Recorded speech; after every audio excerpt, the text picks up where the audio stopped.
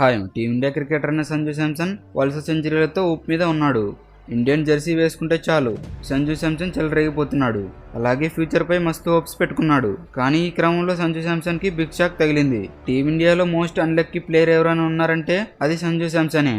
ఈ dashing wicket keeper batter దాదాపు దశకాలం కిందే టీంలోకి ఎంట్రీ ఇచ్చాడు. సంజు తర్వాత డెబ్యూ చేసిన సుమన్ గిల్, యశస్వి జైస్వాల్ లాంటి యంగ్ ప్లేయర్స్ టీమిండియా టీంలో పర్మనెంట్ అయ్యారు. కానీ సంజు శాంసన్ ప్లేస్ మాత్రం ఊగిసలాటలో కంటిన్యూ అవుతుంది. టీంలో ఎప్పుడు ఉంచుతారో తీసేస్తారో అనేది ఎప్పుడు డౌట్గానే ఉండేది. అయితే రీసెంట్గా వలస సెంచరీలతో తన బ్యాటింగ్ పవర్ ఏంటో చూపించాడు. కేరళ బ్యాటర్ లిమిటెడ్ ఓవర్స్లో క్రికెట్లో సంజు శాంసన్ టీంలో తప్పకుండాలని ఇంప్రెసివ్ క్రికెట్ ఆడాడు. కానీ ఈ క్రమంలో సంజు శాంసన్కి బిగ్ షాక్ తగిలింది.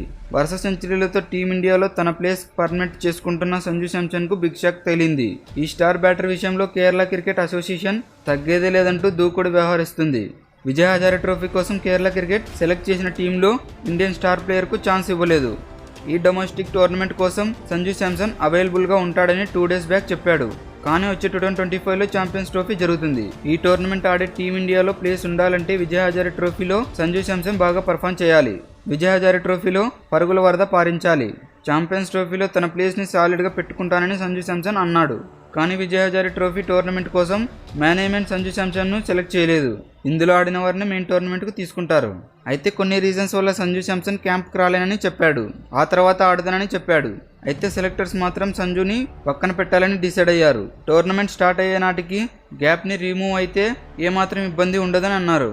ఒకవేళ కాకపోతే ఏమాత్రం సంజు శాంసన్కి ఛాంపియన్స్ ట్రోఫీలో ఛాన్స్ లేనట్లే అని ఎక్స్పర్ట్స్ అంటున్నారు.